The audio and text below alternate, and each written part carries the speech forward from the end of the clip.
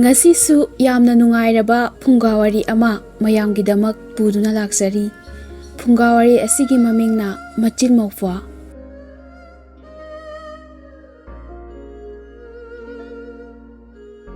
Thaina mamangaida leipak amada lukrabi ama leiramboire. Macha ahum poklaga magi nupadu nganta sidokibadagi yamna wana kaithen khara khara phamduna piklibe macha ahum adu yokcharakpoire. Macha khwaigi ahaladu nupini pungkak chawraktuna imung manunggi kolik oiramna singba tawduna mamagi mateng pangjaba ngamle. Makhagi aniduna Moupwa ngatani iton tonba adudi khongi angangni. Nongma mama lukrabisi kaithen kaba chatkibadagi halaktraduna pikliba angang anidu kappana loiraboire. Masena ima laklani ipwa anigi chanaba haitup haingan chini chafuga yamna leirakani haina thembada angang anidu kappa toktredo. Asumna angang ani aduna mama halaktabagi ningai tawduna kappa adu yenakha pawdabi kauba lai hingsabi aduna taraduna yamna harawraboire. Nungaireda ngasidi angang ahumsi chathoklatgedo angang zadaba kuira potni ngasidi chaba taredana is hawkhranida tanawradana pop hek lawradana haiduna hingsabiduna yenakhada ngaihaklumduna leiraboire. Somdana kamdauri angang sigi mama lukrabi adu nupa amada chenkhraboire. Aduna ahing thengjilaklaba phawbada mayumda hanjilaktre. Angang masasing adudi mama laktrabaduda kappana mache pisaktuna themba ngamdredo. Tanja asida yenakha pawdabi hingsabina mama saduna mapandagi thong thillaga hairakpoire. Imagi ibema ima lakle thong hango. Machi adudi mamagi makhon khangbanina imagi makhon mande thong hangba ngamoi haiduna thong ado hangdre. Pungkak chawraba Moupwadunadi iche ima lakle thong hango haibada ima nate thong hangoi haiduna hangdre. Mapandana hingsabi aduna thongdu ngaiyak thilamlaga hangdoraktraba adudadi thongnau namkhairakduna changlaklaga kadai angangdu kappe aingonda pirau haiduna machegi khuttagi hingsabi aduna angang adu laukhraboire. Machi adudi mama nate khanglabanina kiraduna faklang mayada tumpak taksinduna leire. Hingsabi aduna angangdu pamna angangdugi makhut adu prok thekduna chaba hore. Moupwa khara sawbaduna ima nangna charibado karino aisu kita chage hairubada hingsabina hai nangna chaba haiponte kaithendagi thambong mata khara leirakpani haiduna khumlakpoire. Machena khalli angang simadi ingsabi asina loina chathokkiba tare. Aduna khara chawba ipwa asiga aikhoi anidi thawai hingnaba chelhorage haiduna Moupwa adubu posillaga phaklang hogaiduna chenkhre.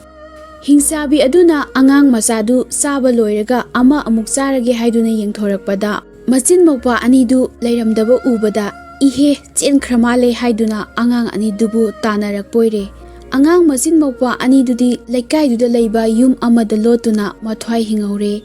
Nongalaga leikaigi mi kharana angang anidu puraga mama asingbi lukrabiduki manakta thinbirure.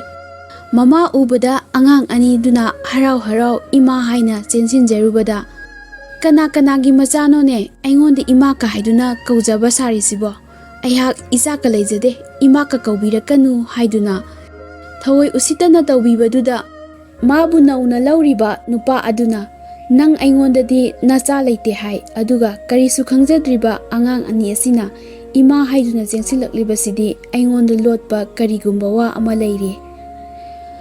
Madu tabada nupiduna phare adudi isa nate laigi khudam yengani aduna suk ama puthokduna hairakpoire.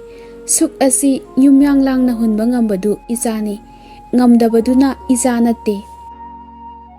Wa asi tarabada machena mamitta mapi tana laining thawbu ningjaraga hulakpada suk adu yumyang landuna asom wangmada taraboire.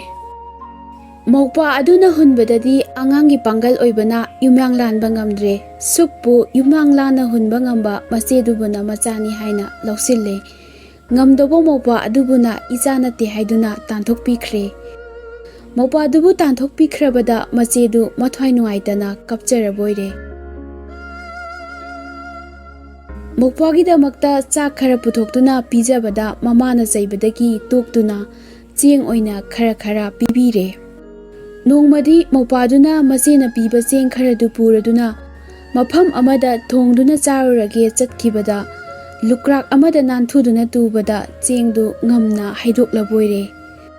Mana chengdu khunge tawbada waba chengjaba kauba usek amana loina khunduna chathokkhre. Angang aduna kapla duna macheda tamlubada machena cheng khara amuk piraklaboire. Madu puraduna harau laksabada hanagi mafamduda nanthaduna chengdu amuksu loina haidokle. Handa muksu waba chengjaba thoraktuna loina khunduna chathokkhre.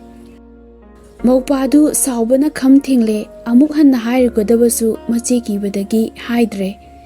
Nongmaduma chara henduna khanglaboire. Mathangi numita macheda tamlubadagi machena cheng kharaga asangwa masam ahumga piduna waba phanaba takpire. Moupwana machegi masam ahumduna langoina thaklaga mamangda chengdu khara chaithokduna thamle. Cheng adu ubada waba chengjaba thoraktuna cheng khunge tawbada masamna makhongda lawbada chatpa ngamdre langda thure. Moupwaduna wabadu pharaga hairei. Waba chengjaba nang ngasidi aigi khuta taredo. Nangna nahan makai aigi chengja thokpado nang ngasidi nathoi mangba soidre. Angangduna hairakpa wasi tabada waba chengjabana hairakpoire. He angang na wawo waba ibu hatpiganu. Ai nangi na tengpangge haiduna lakpani. Nachin Moupwana kayamu yamna wabage haibase ai khangi. Aina nachin Moupwabu soidana nungaihangani. Tho'u haibata thokfa apamba pot haibada hekta piba ngamba. Yai ama ai nangonda pige yai asigi mapandagi nakhoi awat apa amata leiraroi. Asi hairaga wabana maya manungdagi yai ama lauthoklaga angang aduda pire. Angang aduna hairei. Waba chengjaba ai nangbu thajade nang chatpa yakhiroi. Nangna hairibasi chummi chumde haina yengkhini. Chumlabadi nangbu thadokpigani aduga karigumba soiragana nangbu hatkani. Angangduna una apakpa ani tharaga ensang mathen suraba hauraba chakluk aniga fajaraba phirol aniga tho'u haiduna una amagi mathakta yaidu hullaboire. Ikhang khanghaudana una ani dugi mathakta mathen suraba chak chakluk ani khinduna leire. Manakduda ningthiraba phiron kharasu leire. Yai hunduna thokpa potchai mayamdu waba chengjababu sanghalamlaga nupa macha adu machegi manakta chelaktuna angakpa pawadu tamlare. Makhoi ani wabagi manakta laklaga machena waraubidanaba haijaraga ningthijana thadokpikhre. Yai hunduna thokpa chaktu charaga phirondu setlaga yai adu puduna makhoi ani thuna yangna mafam adudagi khongsankhre. Machin Moupwadu makhoina leiramba lam adu thadokduna asum lakpana mathang numikki nonganbada mi pong amata tadaba ihang hangba paklaba lam mama thengnaraboire. Mafam aduda yum saduna leirasi khanaraduna yai adu puthokle. Machin Moupwana pamba mayamdu hairaga yai adu hunbada konunga chap manana fajaraba dalan phauna cholaba phaukai sagona thallaba sagonsai sanna thallaba sangon sana langai lupa langai loina thoklaboire. Makhoi ani dalangi manungda changduna leire. Khara leiraga thangna thangnaba mafam kayamuktagi lairaba ana anang mi kaya kaujaraduna phiron acha athak sana lupa amadi yungkai matik chana sabiduna leihalle. Asumna ihang hangduna leiramba mafam adu matam kharadangi manungda achauba miyamna khundaba ningthijaraba leipak ama ole. Chakni phiniba mi lising lakduna mafam aduda tillare. Machin Moupwagi minungsi khanglaba puksen hairaba pina haiba matau adumaktana kanasu mafam adubu thadokduna maramda haningdre. Loinamak mafam aduda khundaduna leire.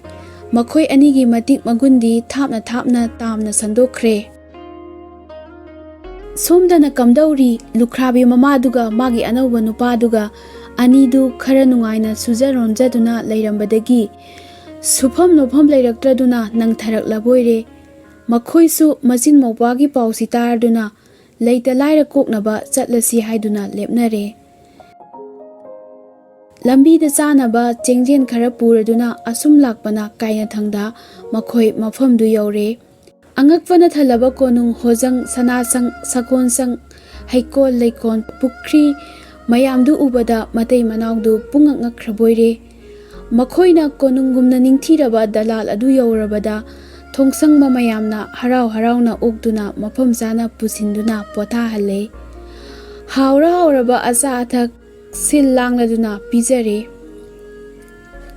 ꯁꯅꯥ ꯂꯨꯄꯥ ꯐꯤꯔꯣꯟ ꯆꯥꯅ ꯊꯛꯅꯕ ꯃꯇꯤꯛ ꯆꯥꯅ ꯄꯤꯕꯤꯔꯦ ꯃꯆꯤꯟ ꯃꯧꯄ꯭ꯋꯥ ꯑꯅꯤꯗꯨ ꯃꯌꯥꯝ ꯑꯗꯨ ꯕꯤꯗꯥꯏ ꯇꯧꯗꯨꯅ ꯊꯣꯛꯂꯛꯄꯣꯏꯔꯦ ꯃꯌꯥꯝ ꯃꯔꯛꯇ ꯃꯇꯝ ꯀꯨꯏꯅ ꯀꯥꯏꯅꯈ꯭ꯔꯕꯤ ꯃꯃꯥ ꯑꯗꯨꯕꯨ ꯎꯔꯗꯨꯅ ꯃꯧꯄ꯭ꯋꯥꯅ ꯏꯃꯥ ꯍꯥꯏꯅ ꯆꯦꯟꯁꯤꯟꯖꯗꯨꯅ ꯀꯧꯖꯔꯨꯕꯗ ꯏꯀꯥꯏꯈꯤꯕꯗꯒꯤ ꯈꯨꯝꯕ ꯉꯝꯗ꯭ꯔꯗꯨꯅ ꯈꯨꯝꯂꯛꯇ꯭ꯔꯦ ꯑꯅꯤ ꯑꯍꯨꯝꯂꯛ ꯀꯧꯔꯕ ꯐꯥꯎꯕꯗ ꯈꯨꯝꯂꯛꯇ꯭ꯔꯕ ꯑꯗꯨꯗꯗꯤ ꯃꯧꯄ꯭ꯋꯥ ꯑꯗꯨꯅ ꯁꯥꯎꯔꯗꯨꯅ ꯍꯥꯏꯔꯛꯄꯣꯏꯔꯦ ꯃꯆꯥ ꯅꯨꯡꯁꯤꯕ ꯈꯪꯗꯕꯤ ꯅꯨꯄꯤ ꯅꯍꯥꯟꯃꯨꯛ ꯅꯪꯒꯤ ꯅꯌꯨꯝꯗ ꯂꯩꯕꯗ ꯏꯃꯥ ꯀꯧꯕꯗꯁꯨ ꯈꯨꯝꯕꯤꯗꯦ ꯉꯁꯤ ꯑꯩꯒꯤ ꯌꯨꯝꯗ ꯂꯥꯛꯄꯁꯤꯗꯁꯨ ꯀꯧꯔꯕꯁꯨ ꯈꯨꯝꯕꯤꯗꯦ ꯑꯊꯣꯏꯅ ꯑꯄꯟ ꯀꯥꯃꯜꯂꯤ ꯑꯁꯤ ꯍꯥꯏꯔꯗꯨꯅ ꯃꯅꯥꯏꯁꯤꯡ ꯀꯧꯔꯒ ꯆꯩꯔꯥꯛ ꯆꯩꯊꯦꯡ ꯄꯤꯅꯕ ꯐꯥꯍꯟꯗꯨꯅ ꯀꯩꯁꯨꯝꯁꯪꯗ ꯊꯝꯍꯜꯂꯦ ꯃꯇꯨꯡꯗ ꯃꯆꯦꯅ ꯍꯥꯏꯖꯕꯗꯒꯤ ꯃꯃꯥ ꯑꯃꯗꯤ ꯃꯄꯥꯇꯣꯟ ꯑꯅꯤꯕꯨ ꯃꯔꯟ ꯃꯊꯨꯝ ꯑꯃꯗꯤ ꯆꯥꯅ ꯊꯛꯅꯕ ꯃꯌꯥꯝꯒ ꯂꯣꯏꯅꯅ ꯃꯌꯨꯝꯗ ꯊꯤꯟꯕꯤꯅꯕ ꯊꯧꯔꯥꯡ ꯇꯧꯔꯕꯣꯏꯔꯦ ꯃꯃꯥ ꯑꯃꯗꯤ ꯃꯄꯥꯇꯣꯟꯕꯨ ꯁꯥꯃꯨ ꯇꯥꯏꯕꯣꯠꯇ ꯐꯝꯍꯜꯂꯦ ꯁꯅꯥ ꯂꯨꯄꯥ ꯐꯧꯖꯦꯡ ꯃꯌꯥꯝꯗꯨꯅ ꯁꯒꯣꯜ ꯑꯃꯗꯤ ꯁꯒꯣꯜ ꯒꯥꯔꯤꯗ ꯃꯅꯥꯏꯁꯤꯡꯅ ꯄꯨꯍꯜꯂꯦ ꯑꯁꯨꯝꯅ ꯈꯣꯡꯁꯥꯜꯂꯛꯄꯅ ꯂꯝꯕꯤꯗ ꯂꯨꯈ꯭ꯔꯥꯕꯤ ꯃꯃꯥ ꯑꯗꯨ ꯏꯀꯥꯏꯕꯅ ꯂꯩꯅꯥ ꯑꯣꯏꯗꯨꯅ ꯁꯤꯔꯦ ꯃꯄꯥꯗꯨꯅ ꯂꯟ ꯊꯨꯝ ꯃꯌꯥꯝꯗꯨꯒ ꯂꯣꯏꯅꯅ ꯃꯌꯨꯝ ꯌꯧꯈ꯭ꯔꯦ